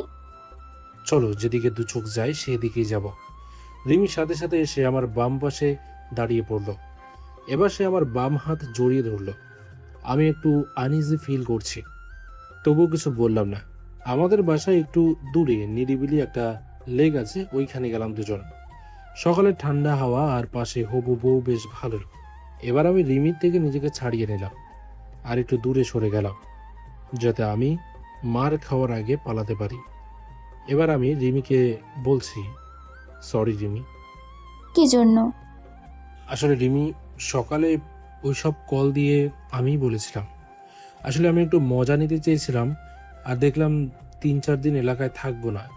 তুমিও ভাববে আমরা চলে গেছি। পরে তোমাকে একটু চমকে দিতে চেয়েছিলাম, বাট কে জানতো যে তুমি এত ফাস্ট একটা মেয়ে। ভাবলাম এক হয়ে গেল আর এক। যাই হোক, সব কিছুর জন্য আমি দুঃখিত আর লজ্জিত। আমাকে মাফ করে দিও। এদিকে আমি এসব বলছি আর রিমি শুনছে আর সাপের মতো ফোঁস করছে। দেখতে পাচ্ছি সে তার হাত দুটো মুঠো করে আছে আর রাগী চোখে এক পলক আমার দিকে তাকিয়ে আছে। আমার কথাও শেষ, রিমির রিয়াকশন নিতেও দেরি হলো না। সেকেন্ডের ভেতরে আমার কাছে এসে চুল টেনে ধরেছে।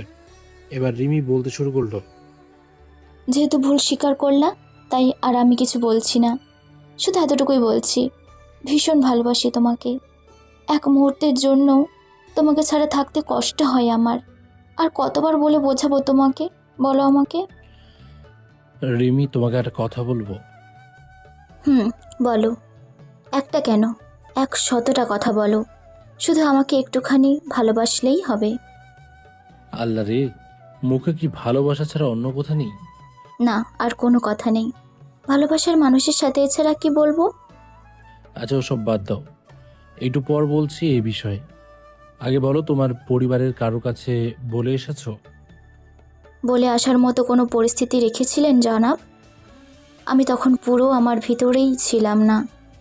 চিন্তা একটাই, তুমি যেখানে যাবা আমি তোমার কাছেই যাব, কারণ আমি তোমার কাছে আমার প্রকৃত সুখ অনুভব করি। ও মাগো, তাই নাকি? হ্যাঁ তাই। আচ্ছা আন্টি বা আঙ্কেলের নম্বর দাও। কি করবা? তোমাকে যেন এখান থেকে ও আমার জীবন থেকে নিয়ে যায় সেটাই বলবো। রিমি আবারও আমার দিকে ছলো ছলো নয়নে তাকালো। আরে কষ্ট পেও না, এটাই ভালো হবে।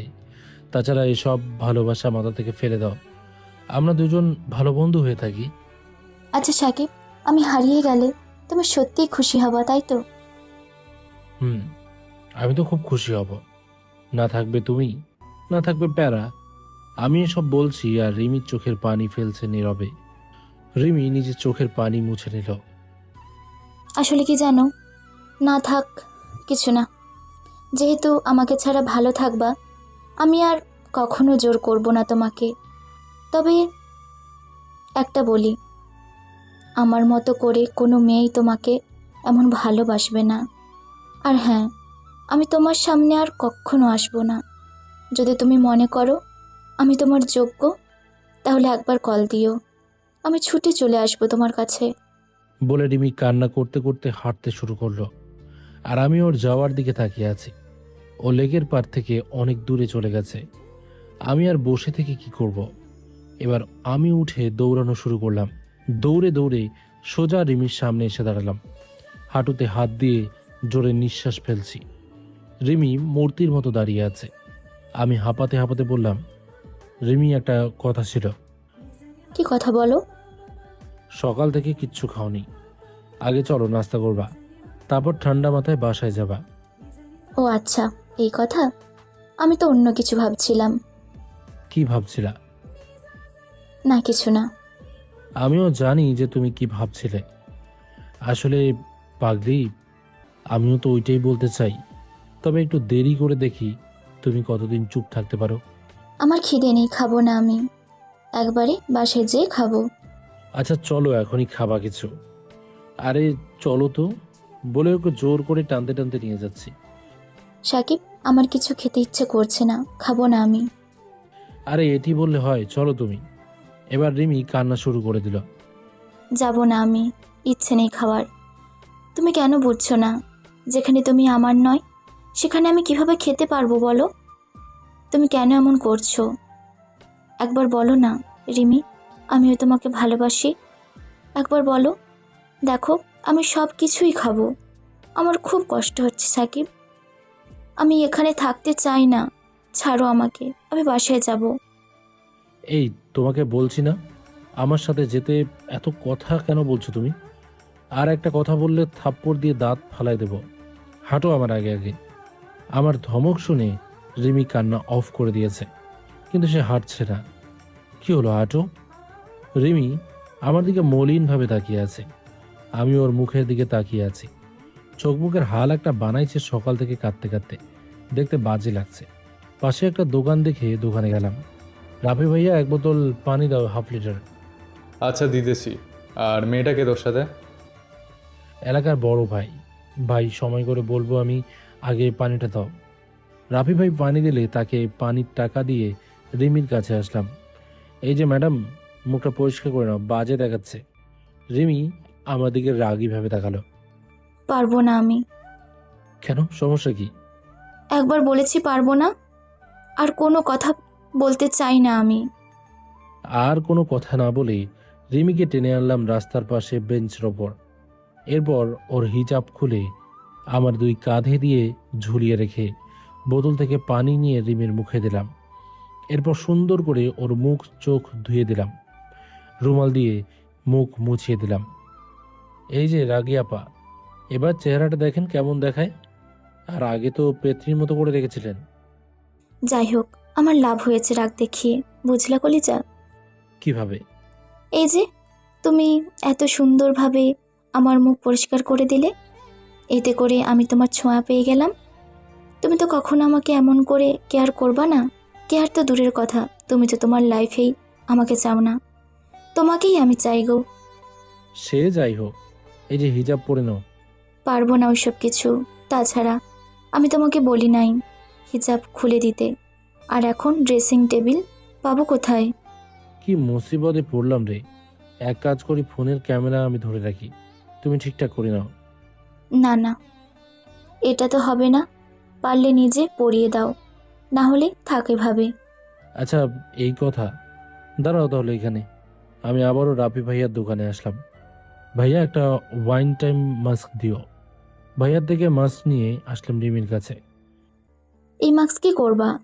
দেখো, আমি চাই না তোমার মুখ অন্য কেউ দেখুক, আর আমি সব ডিজিটাল হিজাব পরিয়ে দিতে পারি না, তাই আপাতত মাস্কটাই ব্যবহার করো। আমি মাস্ক মুখে দেই না। এখন বলো কি করবা? এভাবে হাসলে কিন্তু দাঁত খুলে নেব। তাড়াতাড়ি মাস্ক বা হিজাব কোনো একটা পরে নাও। দাঁড়াও দাঁড়াও, আমি মুখ খুলে রাখলে তোমার সমস্যা কি? আমি যে তোমার কেউ না। তুমি আমার অনেক কিছু না, যেটা বলছি সেইটা করো। তার মানে ডাল মে কুছ তো হ্যাঁ, তাই তো? না, তেমন কিছু না বলে আমি আর সময় নষ্ট না করে মাস্কটা রিমিকে পরিয়ে দিলাম। এক ধুর, আমি এ মাস্ক পরি না। আগে যদি জানতাম তুমি এত গরিব যে আমি টাকা দিতাম। আরে গাধি, ওটা একটা ফার্মেসি, ভালো করে দেখো, এখানে এই মাস্ক ছাড়া নেই। আচ্ছা থাক, আমি হিজাবটাই পরে নিতেছি। এই নাও তোমার মাস্ক। বলে আমার হাতে দিয়ে দিল। এই যে স্যার, আমার সামনে দাঁড়িয়ে থাকেন ড্রেসিং টেবিল হয়ে। বলে সে আমার দিকে তাকিয়ে হিজাব পরে নিল। এখন চলো, নাস্তা করবা। না, নাস্তা করব না, আমি বাসায় যাব।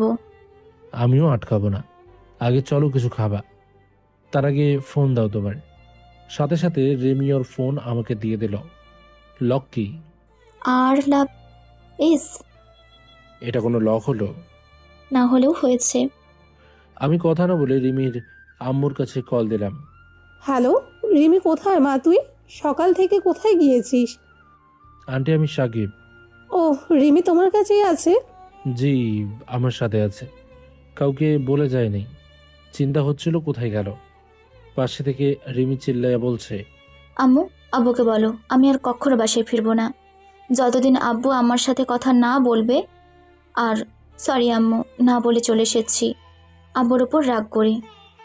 বলে রিমি ফোন কেড়ে নিয়ে কেটে দিল। এটা কি হলো?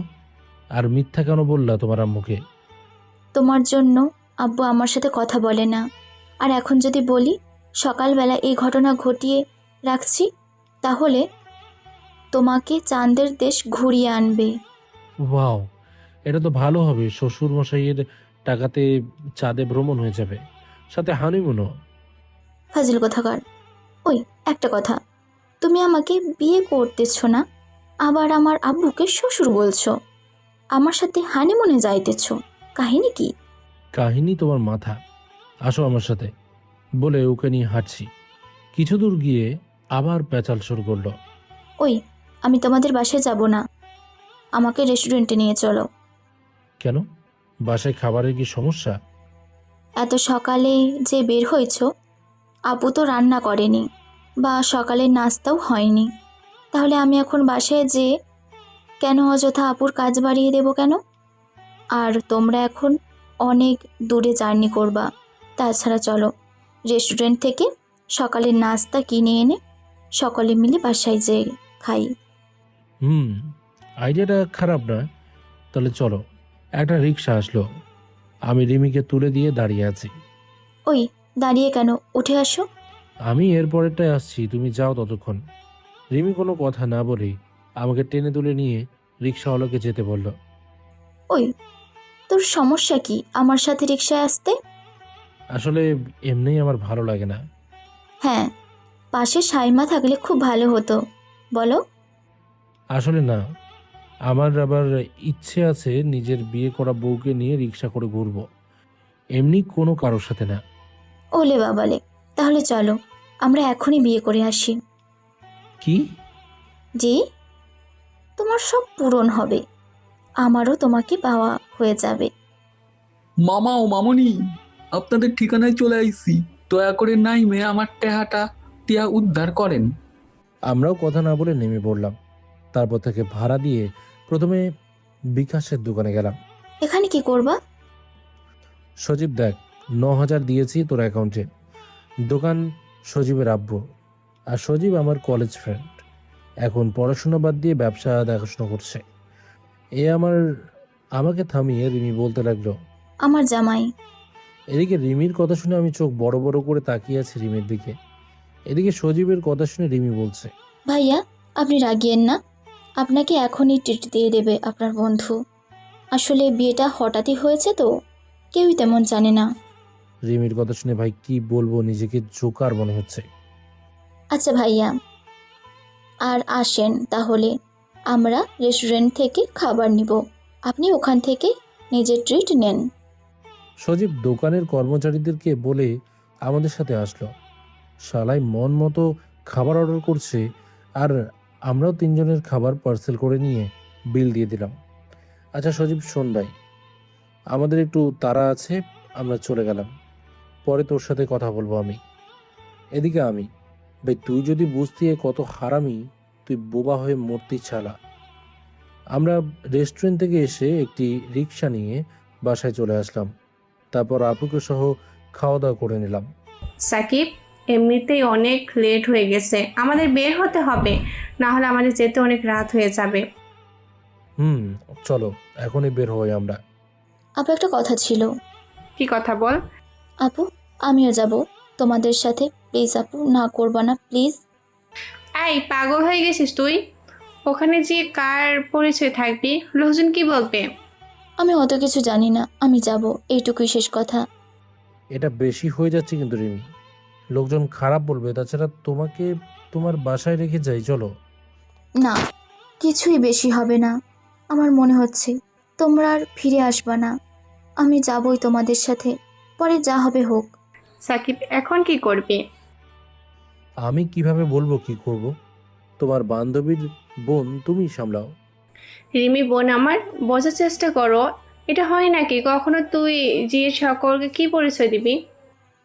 কেন, তোমার ভাই স্ত্রীর পরিচয় দিব? তোদের বিয়ে হয়নি এখনো।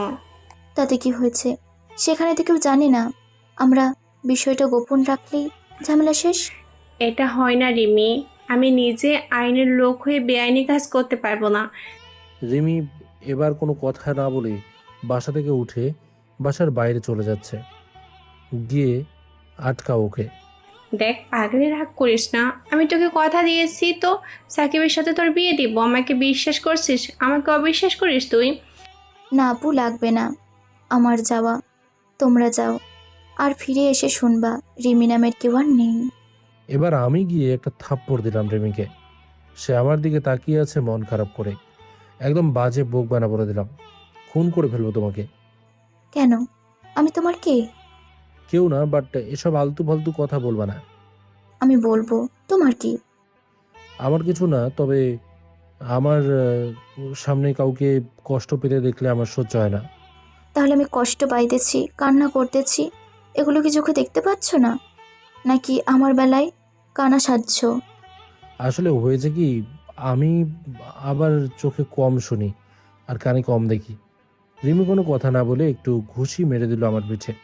এরপর সাপের মতো ফোঁস করতে করতে বাইরে চলে যাচ্ছে। আমি আর আপু দুজনেই গেলাম আর জোর করে রিমিকে গাড়িতে বসিয়ে দিয়ে গাড়ি চালাতে শুরু করলাম। রাস্তার মাঝে আমরা কোনো কথা বলি নাই, একদম নীরবতা পালন করে আসলাম। আমরা রিমির বাসার সামনে এসে ওকে নামতে বললাম, তখনই শুরু করে দিল বাচ্চাদের মতো পাগলামি। না, আমি যাব তোমাদের সাথে, তোমরা প্ল্যানিং করে আমাকে রেখে যাচ্ছ যাতে করে আমি সাকিবকে না পাই। রিমি আমার দিকে তাকাও, আর কিছু কথা বলি শোনো। বলো কি বলবা, কিন্তু আমি যাব তোমাদের সাথে, এটাই ফাইনাল। দেখো রিমি, আমাদের তো এখনো বিয়ে হয়নি, আর সব থেকে বড় কথা হচ্ছে তুমি যদি আমার সাথে এভাবে মেলামেশা করো, আউটসাইডে কিন্তু এটা নিয়ে সমালোচনা হবে, আর সেখানে বারবার তোমার পরিবারকেই টানবে প্রতিবেশীরা। আর তুমি একটা শিক্ষিত ও বুদ্ধিমতী মেয়ে হয়ে এটা কি মাথায় ঢুকছে না? আর এভাবে চলতে থাকলে তোমারও আমার পরিবারকে সমাজ খারাপ চোখে দেখবে। এইটুকু কমন সেন্স নেই তোমার? আমার কথা শুনে রিমি কিছুক্ষণ চুপ থাকলো, এরপর আবার বলছে, তুমি এদিকে আসো আমার কাছে। আমিও গাড়ির ভেতরে গিয়ে ওর পাশে বসলাম। বলো কি বলবা? রিমি আমার হাত নিয়ে নিজের মাথায় রাখলো। এবার আমার মাথায় হাত রেখে কথা দাও যে তুমি আবারও ফিরে আসবা, আর এসে কয়েকদিনের ভিতরেই আমাকে বিয়ে করে নিবা। এটা কেমন কথা? আমি তো বলছি আমি চলে আসব, তখন হয় এসব নিয়ে ভাববো কেমন? না না না, আমি বিশ্বাস করতে পারছি না। তুমি আমাকে আগে বলো। কি একটা যন্ত্রণায় পড়লাম এর জন্য। সাকিবও যা বলছে তাই কর। আর রিমি, আমি তোকে কথা দিয়েছি আমরা এসেই তোর সাথে সাকিবের বিয়ে দিব। তোমার ভাই আমাকে বললে আমি মেনে নেব, তাছাড়া আমার বিশ্বাস হবে না। আচ্ছা, আমিও তো রিমিকেই বিয়ে করব, তাহলে কেন এমন করছি আমি? তাছাড়া পাগলি আমাকে অনেক ভালোবাসে। না, আমিও বলে দিই যে আমি তোমাকেই বিয়ে করব। সাকিব, তুই বল ওকে। রিমি শোনো, আমিও তোমাকেই বিয়ে করব। আমরা ফিরে আসার কয়েকদিন পরেই তোমাকে বিয়ে করে নিয়ে আমার স্ত্রী বানিয়ে নিয়ে যাব। এবার খুশি তো? সত্যি তো, না মিথ্যা বলছো? রিমির মলিন মুখে একচিলতে হাসির রেখা ফুটে উঠেছে। মিথ্যা হবে কেন পাগলি? সত্যিই আমি তোমাকে বিয়ে করব। I love you Sakib, I love you so so much my sweetheart. Believe me, I don't feel good even for a single moment when you are not with me. I always feel lonely and restless, and I can't find peace. Whenever I see you, my heart fills with happiness, and I find joy within myself. Please, my love, never leave me, please. বলে রিমি আমাকে জড়িয়ে ধরল। আরে ছাড়ো আমাকে, লোকজন কি বলবে? যাই বলো, প্রপোজ তো দেখছি ভালোই পারো। এইটা প্রপোজ নয়, তোমাকে ছাড়া আমি আসলে একা হয়ে যাচ্ছি দিন দিন। তুমি একটা কাজ করো, আজকে যেতে হবে না, চলো আজকে আমরা বিয়ে করে কালকে যাব সকলে মিলে। আবার ভূত চাপলো মাথায়। থাক, লাগবে না আমাকে নিয়ে যাওয়া। বলে আমাকে ছেড়ে দিয়ে গাড়ি থেকে নেমে পড়লো। আপু, তাহলে সাবধানে যাও, আর নিজের সহ তোমার ভাইয়ের খেয়াল রাখবা। আর যদি সেখানে যে কোনো মেয়ের সাথে পিটিস পিটিস করে আমাকে বলে দিবা। আচ্ছা ঠিক আছে, বলবো তোকে। চল আমার সাথে, তোকে বাসার ভিতরে দিয়ে আসি। ওকে, চলো। বলে তারা বাসার ভিতরে গেল, আর আমি গাড়িতে বসে আছি। একটু পর আপু আসলো, আমিও গাড়ি চালাতে শুরু করলাম। কিন্তু রাস্তা যাওয়ার পর আপু বলছে, যে দেখলাম ওর বাবা গম্ভীর হয়ে আছে। আগে আমি রীতির সাথে দেখা করতে গেলে সে যেভাবে কথা বলতো, আজ তেমন কিছুই দেখলাম না। মনে হলো আমাদের উপরে রেগে আছে। থাকতেই পারে, আমি কি করব? প্রথম দিনেই আমার শরীর জ্বলে গেছে ওই লোকের ওপর। আমি যদি রিমিকে বিয়ে করি তো আগে প্রয়োজনে বন্ড সাইন করে নেব যে আমি কখনোই রিমির বাসায় যাব না, আর না কখনো রিমির বাবার সাথে কথা বলবো। এতে যদি সে বিয়ে করতে রাজি হয় তা ভালো, না হলে দরকার নেই। কেন আঙ্কেল, তোর কি ক্ষতি করেছে যে তার সাথে এমন করবি? সে তো তার মেয়ের মুখে হোক আর বাইরের লোকের মুখে হোক আমি কিভাবে চলাচল করি, আমার ইনকাম সোর্স কি, আমি ছেলে হিসেবে কেমন, এসব খবর না জেনে তার মেয়ের সাথে আমার বিয়ে দিতে রাজি হয়নি। যদিও রিমি অনেক জোর করেছে বলে রাজি হয়েছে, কিন্তু কোনো বাবাই তার মেয়েকে বেকার ও খারাপ ছেলের সাথে বিয়ে দিতে চায় না। এইটা বর্তমানে আমরা সবাই জানি। তাহলে আমি যেদিন রিমিকে দেখতে গেলাম, তিনি কিভাবে বললেন বিয়ের পর তার মেয়েকে কিভাবে খাওয়াবো। কোনো পাত্রকে ডিরেক্টলি এমন প্রশ্ন যে করতে পারে, আমি মনে করি তিনি যদিও মুরব্বী, তারপরেও বলছি তিনি নিঃসন্দেহে একজন বেয়াদব। আবার হতেও পারে তিনি মানসিক রোগী। আচ্ছা ভাই, ওকালতি করি আমি নাকি তুই? আপু, ওকালতি তো তুমি করোই, বাট উকিলের ভাই তো আমি, তাই শিখে গেছি। হারামি কোথাকার। আচ্ছা যাই হোক, রিমিকে কল দিয়ে ছাড়। বলে আপু রিমিকে কল দিল। ভাই, রিমি তো কল রিসিভ করলো না। হয়তো বিজি আছে, নালে একটু ঘুমাইছে। তাই হবে, পরে কল দিব তাহলে। আমরাও রিমিদের টপিক বাদ দিয়ে অন্য গল্প করতে করতে অর্ধেক রাস্তা চলে আসলাম। এখন দুপুর 2টো বাজে। ভাবলাম কিছু খেয়ে নেই, তাই গাড়ি একটা রেস্টুরেন্টের সামনে দাঁড় করিয়ে আমরা দুপুরের খাওয়া দাওয়া করে নিলাম। আপু ওয়াশরুমে গেছে। ভাবলাম এখন রিমিকে কল দিয়ে খোঁজ নিই সে কি করছে। রিমিকে 2বার কল দিলাম, ধরে নেই। পরের বার ফোন অফ করে দিল, বুঝলাম না বিষয়টা কি। আপু আসলো, আমিও মন খারাপ করে গাড়িতে গিয়ে বসলাম। আর কি হলো তোর, এমন মন খারাপ করে রাখছিস কেন? আপু রিমিকে কল দিলাম, রিসিভ না করে ফোন অফ করে দিল। কি বলিস, সে তো এমন করবে না। মনে হয় ফোনে চার্জ শেষ, আর দেখা যায় সে ফোন রুমে রেখে খাবার খাইতে গেছে। তো চিন্তা করিস না অযথা। আমিও দেখলাম হতেই পারে, তাই চুপচাপ গাড়ি চালাচ্ছি। এখন বাজে সন্ধ্যা 7টা। আমরাও আমাদের নিজের এলাকাতে চলে এসেছি। আপু এখন কোন দিকে যাব? এইখান থেকে আর রাস্তা মনে নেই, সেই ছোট থাকতে এসেছি। ডান দিকে চল, তারপর সামনে চৌরাস্তা থেকে বামে ব্রিজের উপর দিয়ে চল। আচ্ছা আপু, কেমন একটা মনে হচ্ছে নিজের কাছে। প্রায় 1 যুগ পর আবার আসলাম আজকে। আব্বুর উপর রাগ করে তোকে সাথে নিয়ে চলে গিয়েছিলাম। আমার কবর এখানে না হলে জীবনও আসতাম না এই শহরে। আমি মাঝে মাঝে চিন্তা করি আসলে আমার বাবা কেমন মানুষ। আমরা চলে গেছি তাই আর খোঁজ নেবে না? সে আসলে কেমন বাবা এটাই ভেবে পাই না, যে নিজের 2টা সন্তান বেঁচে আছে নাকি সেই খবরও নেন না কখনো। আমি বলে চোখের পানিটা মুছলাম। আরে ভাই, মন খারাপ করবি না, এটা আমাদের ভাগ্যে ছিল। আচ্ছা এবার কোন দিকে যাব? সোজাই যেতে থাক, আর একটু গেলে আব্বুর বাসা। আমি সাথে সাথে গাড়ি সাইড করে দাঁড়িয়ে পড়লাম। তুই হলো আমি কখনোই এই বাড়ি যাব না, আর না যেতে চাই। চলো কোনো হোটেলে থাকি 2-3 দিন। আপু আমার কথাতে সহমত। আমরা একটা হোটেলে 2টো রুম নিলাম 3 দিনের জন্য। তারপর আমরা নিজেদের রুমে গিয়ে ফ্রেশ হয়ে নিলাম। একটু পরে আপু এসে ডাক দিল, তাই রুম থেকে বেরোলাম। চল এখন এলাকাটা ঘুরে দেখি, মাত্র 7:30 বাজে। আচ্ছা চলো। আমরাও ভাই বোন মিলে বের হলাম। আপু চলো একটু আমাদের বাড়িটাও দেখে আসি। এখান থেকে হাঁটার পথে 10 মিনিটের মতো লাগবে। চলো, যা লাগে লাগুক। আমি আর আপু হাঁটতে হাঁটতে যাচ্ছি। আমার সব থেকে সুন্দর মুহূর্ত কাটানো বাড়ির দিকে, সেখানেই ছিল আম্মার সাথে কাটানো শৈশবকাল। ভাবতেই ভিতরটা দুমড়ে মুচড়ে উঠল। কিছু সময় পর আমরা প্রায় আমাদের বাড়ির আশেপাশে চলে এসেছি। তখনই দেখলাম আমার দায়িত্বহীন পাষাণ বাবা প্রাইভেট কারে তার বাসার দিকে যাচ্ছে। তিনি আমাদের কাটিয়ে চলে গেল। আমরাও হাঁটতে হাঁটতে চলে আসলাম বাড়ির সামনে। আমি এসে দেখলাম বাসাটা চেঞ্জ হয়ে গেছে।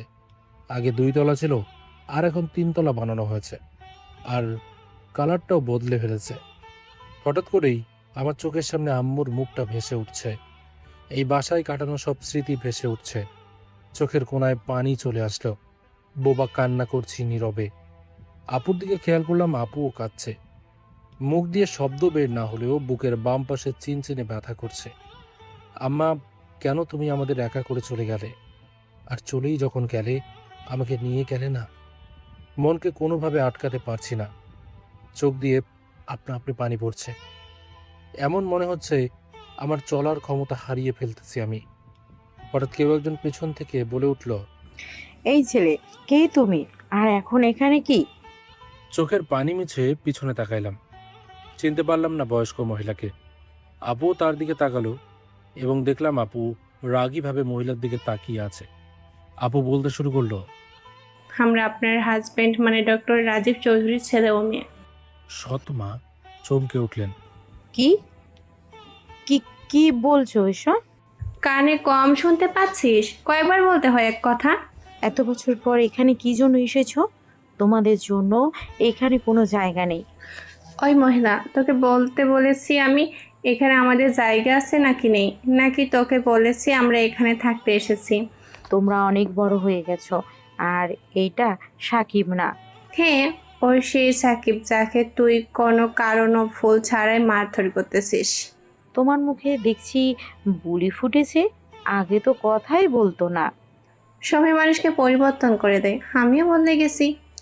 আর শোন ভালো করে, এখানে এসেছি বলে কি ভয় পাচ্ছিস যে আমার বাবার সম্পত্তি ভাগ বসাইব? যদি এমন ভাবিস তাহলে তুই ভুল ভেবেছিস।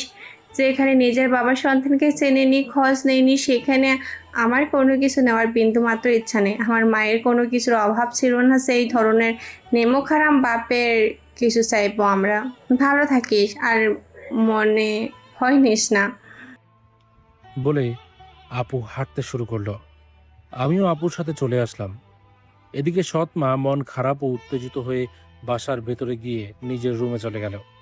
এদিকে রাজীব চৌধুরী তার স্ত্রীকে এমন দেখে বললেন, কি হয়েছে তোমার? তোমার ছেলে আর মেয়ে এসেছিল এখানে। কোথায় আমার মেয়ে আর ছেলে? তারা চলে গেছে। সৎ মায়ের কথা শুনে আব্বু দৌড়ে বাসার বাইরে এসে রাস্তায় হাঁটছে আমাদের খোঁজার জন্য। এদিকে আমরা আপুর কথা মতো একটা রিক্সা করে হোটেলে চলে এসেছি। আব্বু কিছু দূর এসে আমাদের না পেয়ে হতাশ মনে চলে গেল বাসায়। সেই রাতে বাবার মনে আমার আর আপুর কথায় চলছে সারা রাত। সে 1 মিনিট চোখের পাতা মেলাতে পারিনি, খাবারও খায়নি। আমরা হোটেলে এসে হালকা ফ্রেশ হয়ে বাইরে থেকে রাতের খাবার করে এসে যার যার রুমে চলে গেলাম। আমি খাটে শুয়েই রিমির কথা মনে পড়ল। পাগলিটা সারাদিন কল ধরল না, খোঁজও নিল না। আমি আবার রিমিকে কল দিলাম, এবারও ফোন অফ। আমার মনে অস্থিরতা বেড়ে গেল। ওর আবার কিছু হলো না তো? সারা রাত অনেকবার কল দিয়েছি কিন্তু ফোন অফ। কোনো মতে রাত পার করলাম। সকালতেই আপু উঠল, আপুকেও বললাম বিষয়টা। আপুও কল দিল কিন্তু ফোন অফ। আপু এবার রিমির বড় বোনকে কল দিল, কিন্তু আপু অবাক হয়ে গেল। রীতি আপু তাকে ব্লক করে দিয়েছে। আপু, তোর কাছে রিমির বাবা মায়ের নম্বর আছে? আছে মনে হয়। আচ্ছা, দে তো নাম্বারটা। আপুর থেকে নাম্বার নিয়ে কল দিলাম। রিসিভ করার সাথে সাথে বলতে শুরু করলাম, রিমি কোথায়? রিমির কাছে ফোন দেন। রিমির কাছে ফোন দেওয়া নিষেধ আছে, ওকে ফোন দিতে পারবো না। আর শোনো, আমার মেয়ের পিছনে আর ঘুরো না, এতে পরে তোমার ক্ষতি হবে। কি হবে আমার? রিমির বাবা অন্য কোথাও রিমির বিয়ে দেবে, আর রিমিকে ঘর বন্দি করে রেখেছে। আগামী শুক্রবার বিয়ে রিমির বাবার বন্ধুর ছেলের সাথে। ও আচ্ছা, এই ব্যাপার। তো রিমি কি রাজি হয়েছে? সে কিভাবে রাজি হবে? তার মনের ভিতর তোমার কথাই ঘুরপাক খায়। আর এইটাই এবার বন্ধ করব আমরা। ও আচ্ছা, তাই নাকি? তাহলে ফোনটা আমার শ্বশুরমশাইকে একটু দেন তো দেখি। আচ্ছা দাঁড়াও। হ্যালো, হ্যাঁ বল, কি বলবি? আর যাই বলিস, আমার মেয়ের সাথে তোর কোনো বিয়ে হবে না, কথা ফাইনাল। কুত্তার বাচ্চা, তোর মেয়ে আমার পেছনে ঘুরে ঘুরে আমার মনে ভালোবাসা তৈরি করে। এখন তুই বলছিস তোর মেয়েকে অন্যজনকে দিয়ে দেবো? তোর তো খলিজা মন সব বড় মাপের দেখছে। এই ছোট লোক, গলা নামিয়ে কথা বল। জন্মের পরিচয় ঠিক আছে তোর? থাকিস তো 2 ভাই বোন, বাপ নেই মা নেই, টোকাইয়ের বাচ্চা। আবার স্বপ্ন দেখিস আমার মেয়ের সাথে বিয়ে করবি। এবার কথাটা আপনি অনেক খারাপ বলে ফেললেন আমার জন্ম নিয়ে কথা বলে। এবার এই অমানুষের জ্বালাতন সহ্য করার মতো হার্ট বানিয়ে রাখ। আর ভুলেও যদি রিমির কিছু হয় তোকে জীবন্ত দাফন করব, কথাটা মাথায় রাখিস, শুয়োরের বাচ্চা। বলে কল কেটে দিলাম। আর দেখলাম আমি আর আপু বাইরে দাঁড়িয়ে কথা বলছিলাম, যার কারণে লোকজন জড়ো হয়ে আছে। এই মিয়ারা, খাই দাই কাজ নেই এখানে কি? যান এখান থেকে। আমি চিল্লাতেই হোটেলের সবাই মিলে যেতে শুরু করলো। আপু চল, এখনই বাসায় যাব, রিমি ভালো নেই। তাহলে চল, আমার কবর থেকে ঘুরে আসি আগে। ও শিট, আমি তো যেতে পারবো না। আমার কাছে সবার আগে আম্মু। না গেলে রিমির কি হবে? রুমে আসো বলে আমি দ্রুত হোটেল রুমে এসে তানভীরকে কল দিলাম।